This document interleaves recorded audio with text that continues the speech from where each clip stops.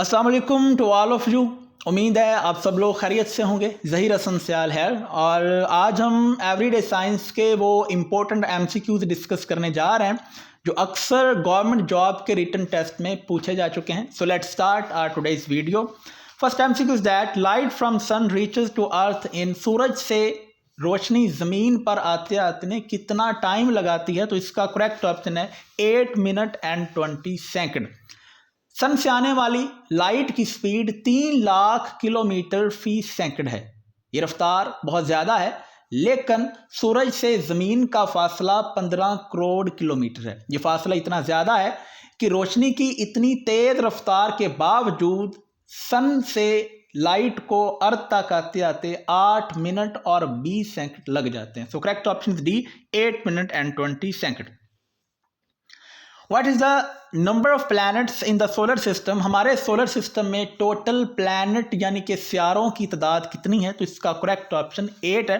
सबसे पहला Sierra mercury है जो सबसे छोटा और सबसे तेज सियारा है। दूसरे नंबर पर वेनस है जो सबसे गर्म सियारा है। तीसरे नंबर पर हमारी अर्थ है। चौथे नंबर पर मार्स। पांचवें नंबर पर जुपिटर सबसे बड़ा सियारा है। फिर छठे नंबर पर सैटर्न जिसके चांद सबसे ज़्यादा हैं। फिर सातवें नंबर पर यूरेनस जो कि सबसे ठंडा सियारा है। फिर आठवें नंबर पे लास्ट में नेपच्यून है। तो इस तरह टोटल 8 प्लैनेट हैं जो हमारे सूरज के गिर्द मूव कर रहे हैं। तो करेक्ट ऑप्शन सी 8। और body needs vitamin D for. हमारी बॉडी को विटामिन डी किस वजह से ज़रूरी होता है? तो विटामिन डी हमारी बॉडी के इम्यून सिस्टम यानी कि बीमारियों के खिलाफ मुज़ाहमत को बढ़ाता है, हेल्दी स्किन के लिए और इसी तरह हड्डियों की मजबूती के लिए विटामिन डी बहुत ही जरूरी होता है। So correct option is all of the above. Which is known as power house of the cell. Power house of cell किसे कहा जाता है? तो इसका करेक्ट ऑप्शन माइट्रोकॉन्ड्रिया है। बिकॉज यहाँ पर एनर्जी प्रोड्यूस होती है। हम जो भी चीज़ खाते हैं माइट्रोकॉन्ड्रिया में जाके वहाँ पर एक केमिकल रिएक्शन होता है जिससे एनर्जी प्रोड्यूस होती है। यही वजह है कि माइट्रोकॉन्ड्रिया को पावर प्लांट या पावर हाउस ऑफ सेल भी कहा जाता है। तो correct option is D, mitochondria. Minerals are extracted from which layer of earth. ज़मीन की किस तह से मिनरल्स को निकाला जाता है? तो इसका करेक्ट ऑप्शन है क्रस्ट। हमने अपनी आसानी के लिए स्टडी के आसानी के लिए अर्थ को 3 पोर्शन में डिवाइड किया हुआ है। सबसे ऊपर वाली तह को क्रस्ट, उससे नीचे वाली को मेंटल और सबसे इनसाइड को कोर कहा जाता है। ये बिल्कुल ऐसे ही है जिस तरह अंडा 3 तहों पर मुश्तमिल होता है। ऊपर छिलका होता है, फिर इनर वाइट पोर्शन होता है और सबसे अंदर यॉक यानी कि येलो पोर्शन होता है। हमारी ज़मीन के भी 3 पोर्शन होते हैं, लेकिन मिनरल्स की बात की जाए तो 300 से ज़्यादा मिनरल्स ज़मीन के क्रस्ट से निकाले जाते हैं। So correct option is C, crust. Percentage of oxygen in air is. हवा में ऑक्सीजन की परसेंटेज कितनी है? तो इसका करेक्ट ऑप्शन 21 है। याद रहे हवा में सबसे ज़्यादा परसेंटेज नाइट्रोजन की है जो 78% है, लेकिन दूसरे नंबर पर ऑक्सीजन है जिसकी परसेंटेज 21 है। Which is the biggest planet of our solar system. हमारे सोलर सिस्टम का सबसे बड़ा बिगेस्ट प्लैनेट कौन सा है? तो इसका करेक्ट ऑप्शन है जुपिटर। जुपिटर का साइज बाकी सभी प्लैनेट से ज़्यादा है। तो correct option is D, Jupiter. Point that lies directly above the source of an earthquake. जहाँ पर जल्जला आता है तो बिल्कुल उससे ऊपर वाली जगह को जो ज़मीन पर होती है उसको एपी सेंटर का नाम दिया जाता है। दरअसल हमारी ज़मीन मुख्तलिफ प्लेट्स से मिलकर बनी है जिनको टेक्टोनिक्स प्लेट्स कहते हैं। ये प्लेट्स आज़ादाना मूव करती रहती हैं जब कभी और जहाँ भी ये प्लेट्स आपस में टकराएं इसकी वजह से जल्जला आता है। जहाँ पर प्लेट्स टकराती हैं यानी कि जहाँ पर फॉल्ट होता है बिल्कुल उससे ऊपर वाली जो ज़मीन होती है उसको एपी सेंटर कहा जाता है। यहाँ पर जल्जले की शिद्दत बहुत ज़्यादा होती है। जैसे जैसे हम एपी सेंटर से दूर जाते जाते हैं जल्जले की शिद्दत में कमी आती जाती है। So correct option is A, epicentre. ECG is a test related to. ECG एक टेस्ट होता है जो कि हमारे हार्ट की हेल्थ के लिए किया जाता है। दरअसल जब हमारा दिल धड़कता है तो उससे थोड़ा सा करंट प्रोड्यूस होता है। ये जो करंट प्रोड्यूस होता है ये प्रॉपर एक रिदम में होता है। ईसीजी के जरिए हम इस रिदम को चेक करते हैं कि करंट कितना और कैसे प्रोड्यूस हो रहा है, जिससे हमें हार्ट की हेल्थ का अंदाज़ा हो सकता है। तो ईसीजी किया जाता है हार्ट के लिए। So correct option B, heart. The sulphuric acid discovered by sulphuric acid किस साइंसदान ने डिस्कवर किया? तो इसका करेक्ट ऑप्शन है जाबिर बिन हयान।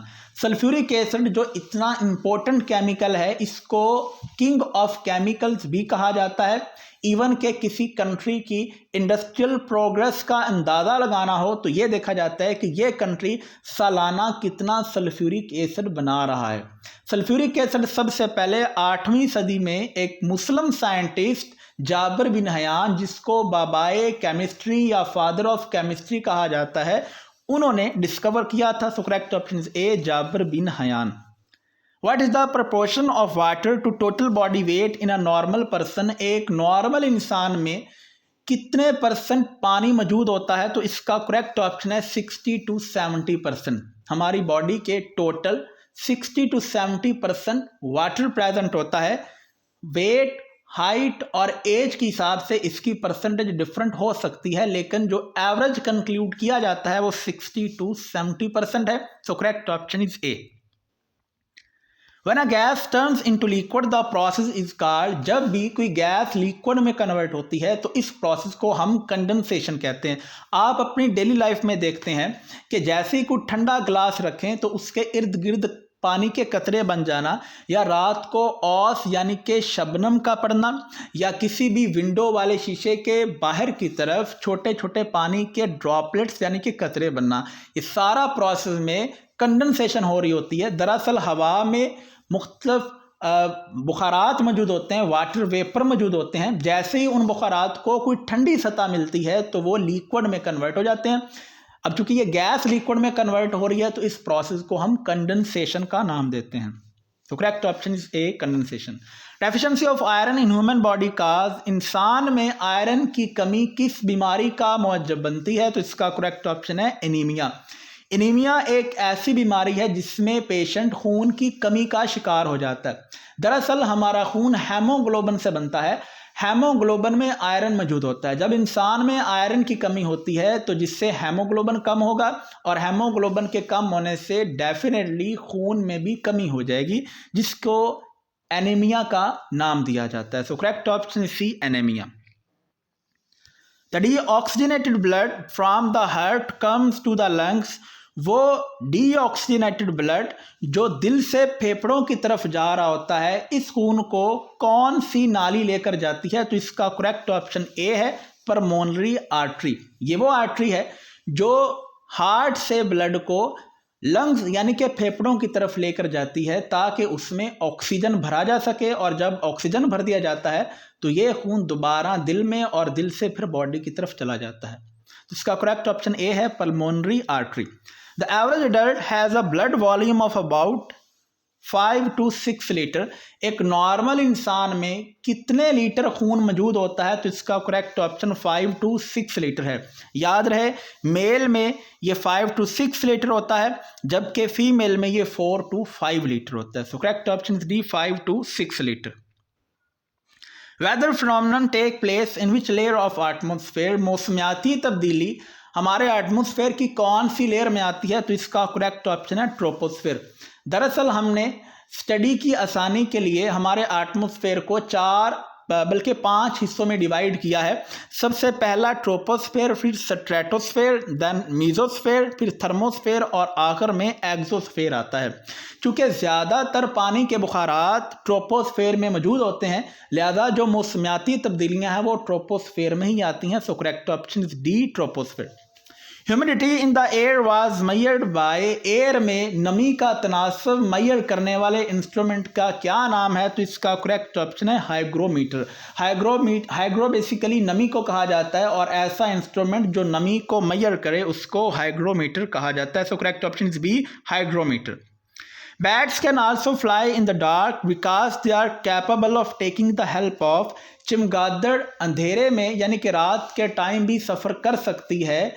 इसकी वजह यह है कि बैट यानी कि चमगादड़ जब सफ़र करती है तो ये अल्ट्रासोनिक वेव्स प्रोड्यूस करती है। वो अल्ट्रासोनिक वेव जब भी रास्ते में रुकावट आती है तो इससे टकराती हैं, जिससे चमगादड़ को अंदाज़ा हो जाता है कि रास्ते में रुकावट है, लिहाजा चमगादड़ अपना रास्ता चेंज कर लेती है। So correct option B, ultrasonic wave.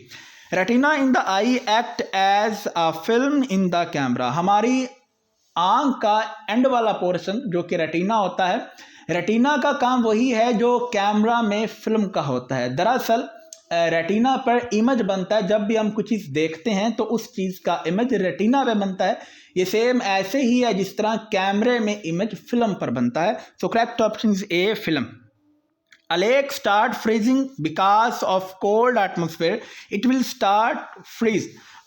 किसी भी झील में या पॉन्ड में जब बर्फ़ बनती है तो बर्फ़ बिल्कुल ऊपर से स्टार्ट होती है। बेसिकली जब ठंडी हवा पानी की सतह के साथ टकराती है तो वहाँ पर बर्फ़ बन जाती है। अब बर्फ़ की ये प्रॉपर्टी है कि ये पानी में डूबती नहीं बल्कि तैरने लग जाती है। तो जो बर्फ़ बनती है वो पानी के ऊपर ही रहती है। यही वजह है कि ऊपर बर्फ़ बनी होती है जबकि निचले पोर्शन में हीट होती है और वहाँ पर एक्वेटिक लाइफ फिश वगैरह इजीली सर्वाइव कर सकती हैं। सो करेक्ट ऑप्शन होगा at the top of surface. Planet that moves around the sun at highest speed, वो कौन सा प्लैनेट है जो सूरज के गिर्द सबसे तेज़ी से मूव करता है? तो इसका करेक्ट ऑप्शन है मरकरी। मरकरी अपना एक मुकम्मल चक्कर 88 डेज में मुकम्मल कर लेता है। यही चक्कर ज़मीन 365 दिनों में मुकम्मल करती है। सो इससे प्रूव होता है कि सबसे फास्टेस्ट प्लैनेट जो मूव करता है वो मरकरी है। So correct option is A. Deficiency of vitamin D result in, vitamin D की कमी किस बीमारी का मौजब बनती है? तो इसका करेक्ट ऑप्शन ए यानी कि रिकेट्स। रिकेट्स वो बीमारी है जिसमें बच्चों की और जिन इंसानों में भी विटामिन डी की कमी होगी उनकी हड्डियां टेढ़ी हो जाती हैं। दरअसल विटामिन डी हड्डियों की मजबूती के लिए होता है। जब विटामिन डी नहीं होगा तो हड्डियां नरम होंगी और नरम होने की वजह से जब उन पर प्रेशर होता है तो वो टेढ़ी हो जाती है। So correct option is A, rickets. Leukaemia is disease of the, leukaemia एक बीमारी है जो कि ब्लड की बीमारी है। दरअसल ब्लड कैंसर का दूसरा नाम लुकीमिया है। हमारा खून रेड ब्लड सेल से मिलकर बनता है। जब रेड ब्लड सेल डैमेज होने लग जाते हैं तो इसको हम ब्लड कैंसर बोलते हैं और इसी का दूसरा नाम लुकीमिया है। So leukaemia is disease of blood. वो first pioneered the idea of blood bank, सबसे पहले ब्लड बैंक का आइडिया किसने दिया था? तो इसका करेक्ट ऑप्शन है चार्ल्स ड्रू। दरअसल 1940 में चार्ल्स ड्रू ने ब्लड बैंक बनाने का आइडिया दिया और सबसे पहला ब्लड बैंक बनाया और लोगों से ब्लड को कलेक्ट किया। ये जंग अजीम दोम के दौरान प्रोसेस जो है वो शुरू किया गया और बहुत सारी लोगों की जानें बचाई गई। सो चार्ल्स ड्रू को फादर ऑफ ब्लड बैंक भी कहा जाता है। लास्ट एमसीक्यू है, barometer is used to measure. Barometer एक इंस्ट्रूमेंट है जो एटमॉस्फेरिक प्रेशर को मेजर करने के लिए इस्तेमाल किया जाता है। एटमॉस्फेरिक यूनिट का प्रेशर, ऐसा जो यूनिट है वो बार है, उसी की बुनियाद पर जो इंस्ट्रूमेंट जो एटमॉस्फेरिक प्रेशर को फाइंड करता है उसको बैरोमीटर कहा जाता है। इसमें मरकरी भरा होता है। जब साइडों से एटमॉस्फेरिक प्रेशर लगता है तो मरकरी का लेवल राइज होता जाता है। जहां तक ये रीडिंग जाती है उसको हम एटमॉस्फेरिक प्रेशर का नाम देते हैं। So correct option is A, atmospheric pressure. So that's it for today's lecture.